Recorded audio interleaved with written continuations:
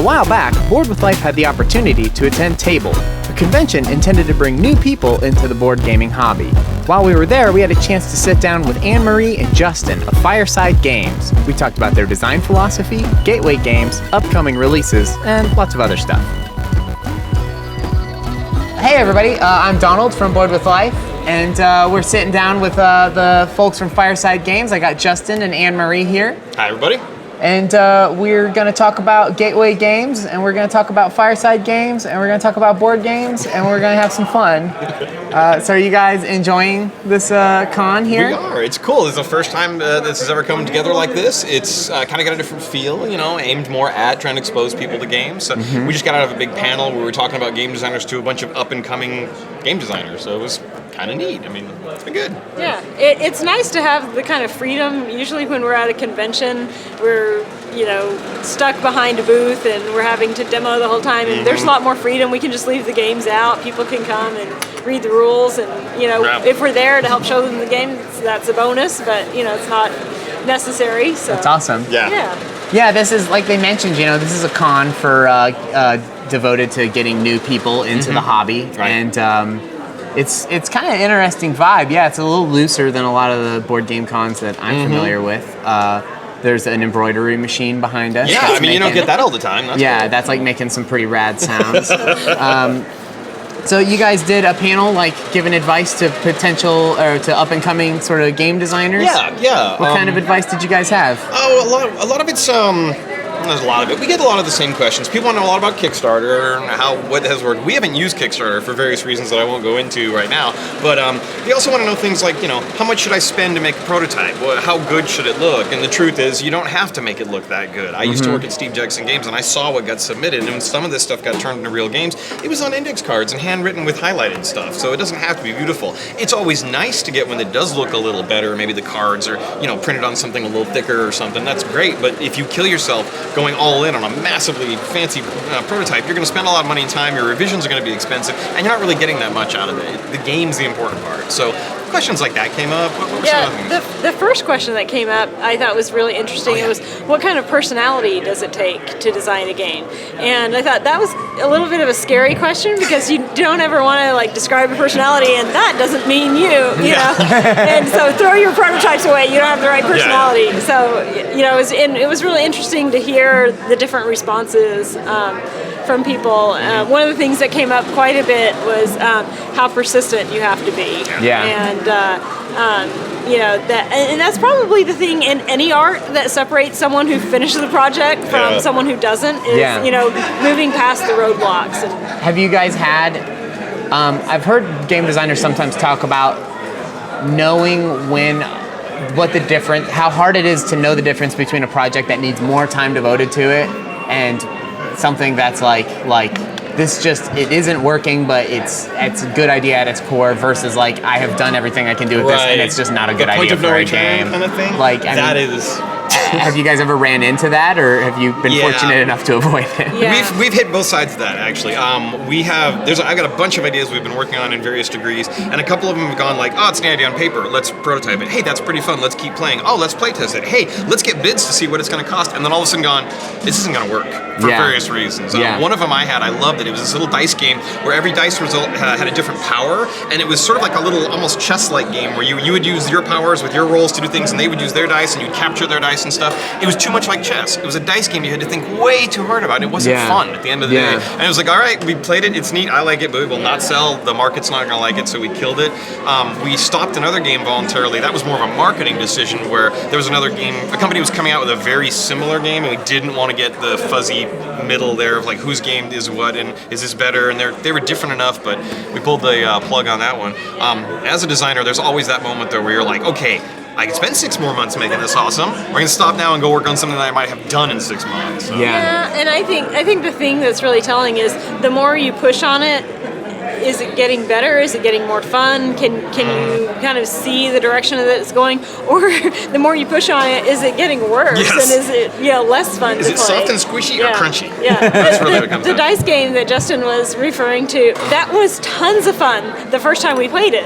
And then it got worse and worse and worse and more laborious every time we decided, you know what, this one's not working. Yeah. We don't know why it's not working. Yeah. It's just less fun. Yeah. We're I gonna need the rules cleaner. Why is it less fun? Yeah. But Yeah. we've got too many ideas to fixate on that one. Yeah. Sure, So, sure. you know. Yeah, and that makes sense. I mean, I had an idea for a game once while we were shooting Board with Life, and I Nice. sat down and I immediately, like while we were shooting, because I wasn't in the thing, I wasn't Nice. doing This is anything. gonna be great. So I was like, I'll be useful. I sat down with Right. like one of those Dungeons and Dragons dry erase mats, perfect, you know, yes. and like made a thing and like sat there and like played around by myself because it was so simple and Nice. small. And then I was like, oh, it like literally like does not work at Oh. all. It just it was like a thing where you go Yes. like oh, I didn't connect those dots in my brain. That's Yes. not even a No. game. That- What I described. That is not unusual. I did that a couple of years ago. I was working on one project and I it was Dead Panic, and it sort of hit this wall. I was like, oh, I'm really frustrated. And like as I was taking a walk around the neighborhood, I had this idea for a quick little dice card game. I'm like, oh, that sounds awesome. Went home and I literally was like, oh, Dead Panic can wait. Made this really fast little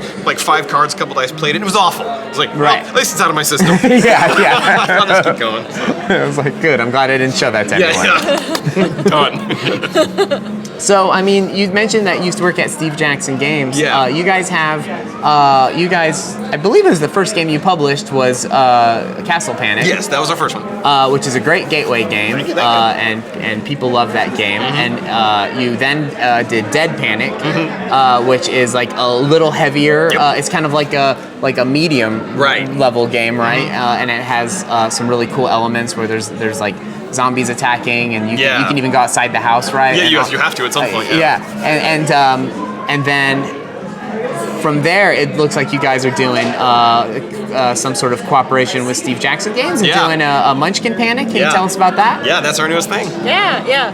So, Munchkin Panic, actually, I have to credit Phil Reed. It was his idea. He's the COO of Steve Jackson Games. And so, when he came to us with the idea, it was like, oh, that's, what a beautiful idea. We've got the top seller for Steve Jackson Games and the top seller for Fireside Games. And we have a lot of people who come to us and say that they love playing both games. Yeah. The design problem with that is that they're completely counter to each other in terms of the feel. Yeah. And with Castle Panic, it's all for one.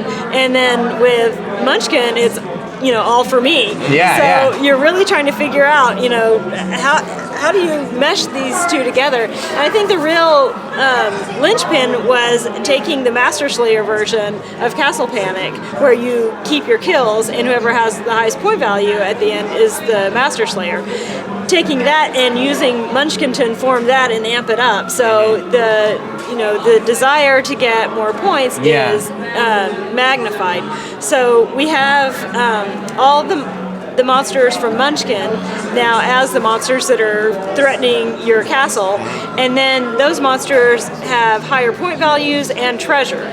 So now when you kill them, then you get treasure for it, and the treasure, of course, you can use to kill more monsters to try to get the highest point count. So it's associated with Munchkin, and Munchkin is known for like hundreds of expansions. Yes, yeah. I mean, is this an expansion to Castle Panic, or is it a standalone game? It's a standalone game. Nice, Yeah, nice. absolutely. So somebody who digs Munchkin a lot and has heard good things about Castle Panic, can Exactly. just go start Right. there. Really like Exactly. this, yeah. That's awesome. With every game in the Panic line, we want to make sure we're giving someone a unique game experience. Mm-hmm. So we're capitalizing on the strengths of the Panic line, so that there are some things that are similar, but there's a reason to have each of the game on your game shelf. That there's, it's not, well, do I have a choice between Castle Panic or Dead Panic or Munchkin Panic? They're all the same, but just different art. That's not the case. Yeah. You're They're not making reskins, they're yeah. not reskins at all. Right. So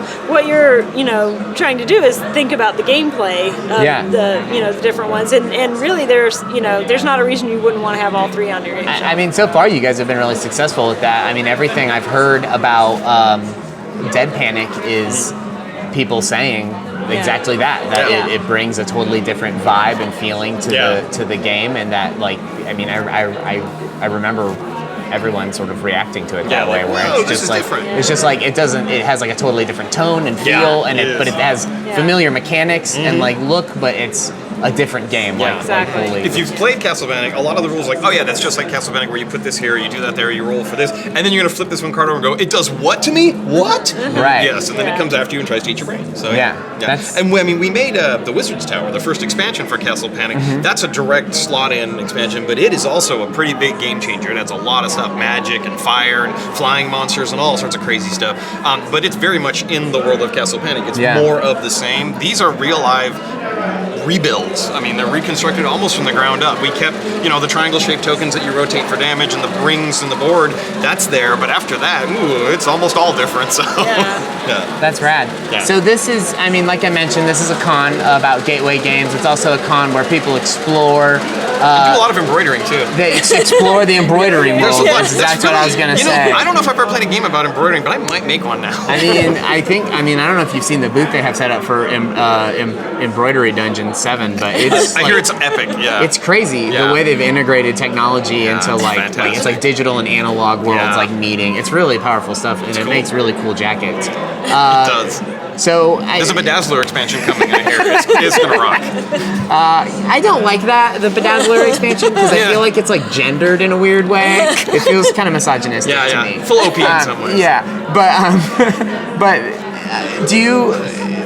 What got you guys into games? What was your gateway games? Where for me it was like, I mean, it's hard to measure, right, to a certain degree, but I mean, Oh man, I mean, It's really more of a question of what got us back into games. Yeah. I mean, when I was a kid, I loved anything that had pieces and parts. Like one of my favorites growing up is Stratego, and it's not necessarily the greatest game, but I loved the little pieces and the one-sided look of it and the way the whole map felt. I just adored that game visually. I would just put out sometimes and move the pieces around because it was cool.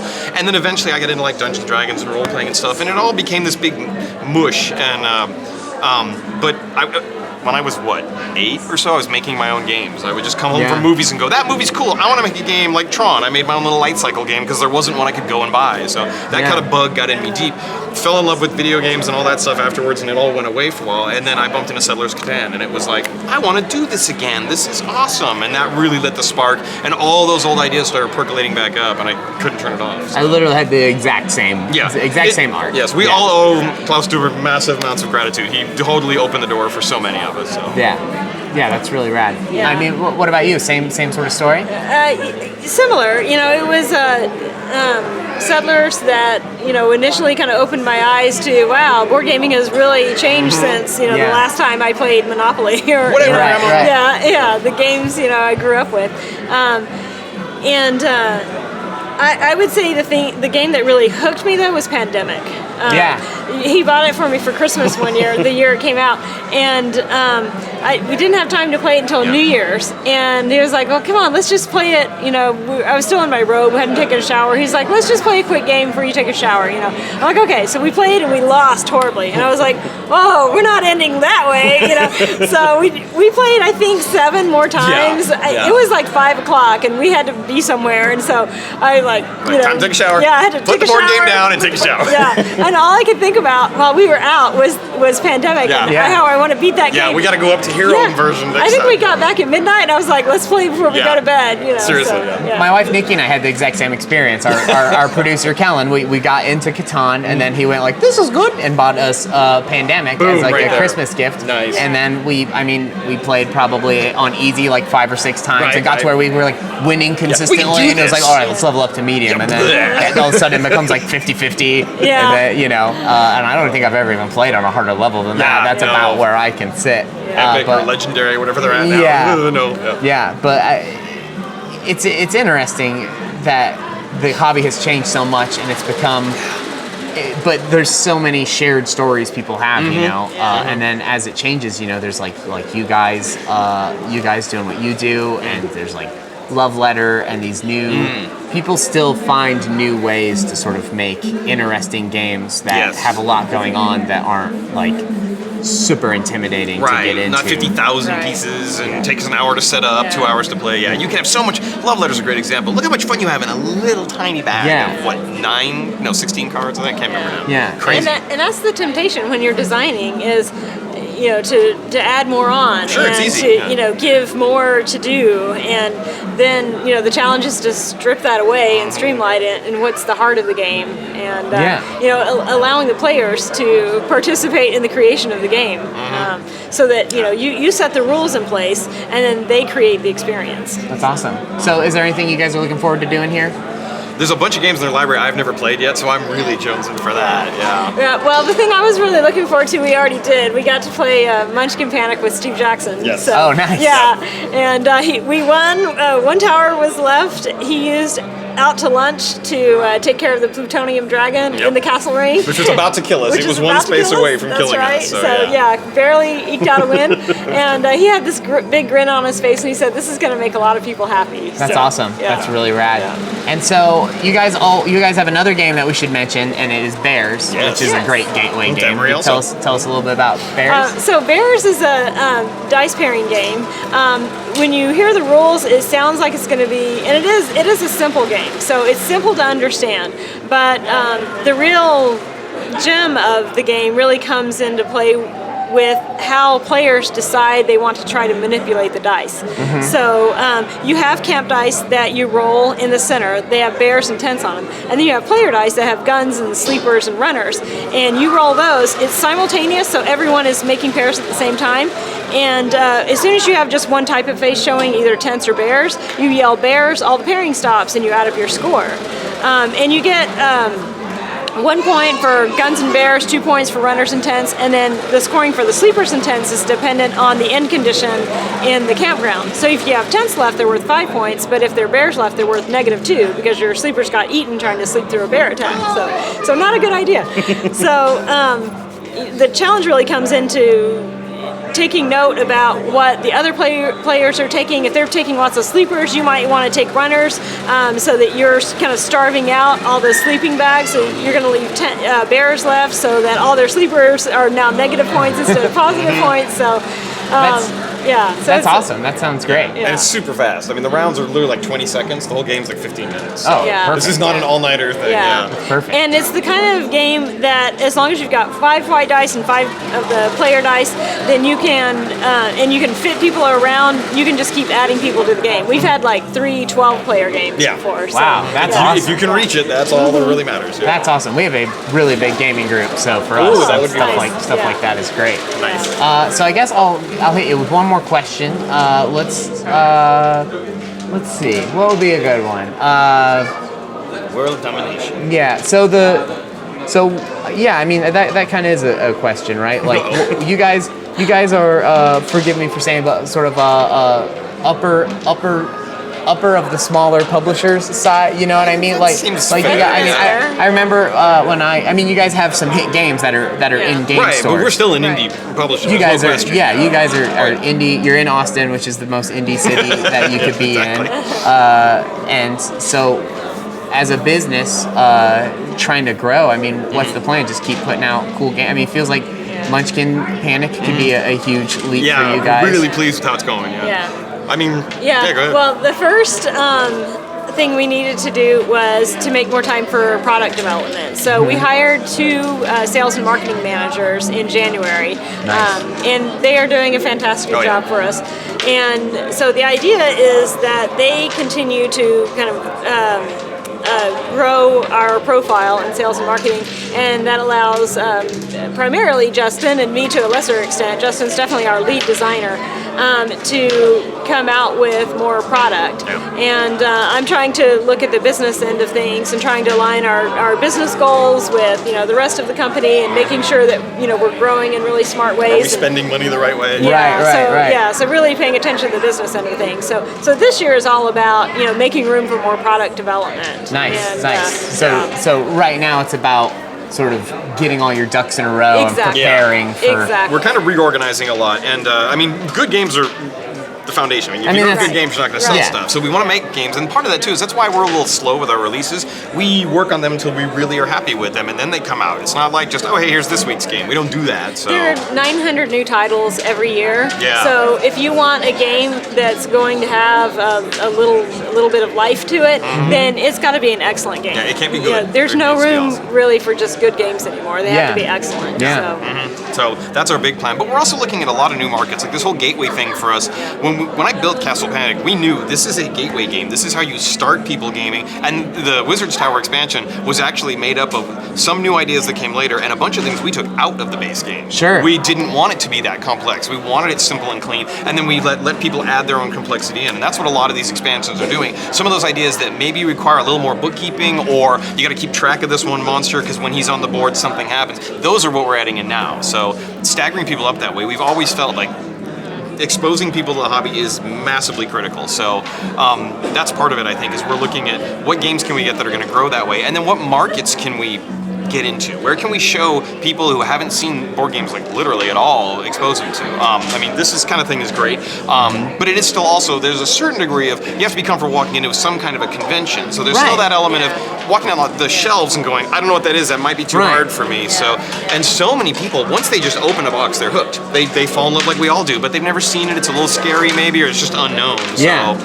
Yeah. that's always a challenge for us. Where can we advertise and show, physically demo, that is a little unusual, that isn't just a game convention or a comic book store, you know? So we're always scratching our heads and pushing on that. That's what our salespeople are really helping.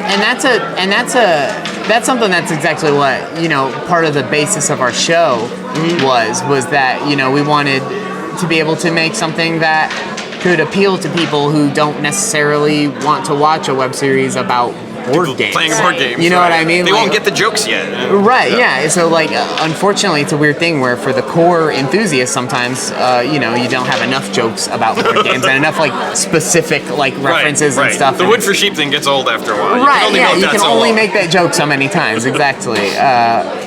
So yeah. Anyways, thanks so much for sitting down with us, thank you, Justin. man. Very nice. And then Anne Marie. All right, I'm glad I got that right. It's all good. I would have looked like a real idiot. But thanks so much for sitting down. You guys are great talkers. Thank you. Do you guys have a podcast or something? No, we probably should, You but that would should be do more that. things to do. I I guess gotta go so, make right? games. She's putting me to the wheel here. I gotta go. I gotta make games. Well, anyways, enjoy the con. Thank you. so You much guys for too. sitting down with us. Very much appreciated. Thank you. Bye, Bye. internets. Bye.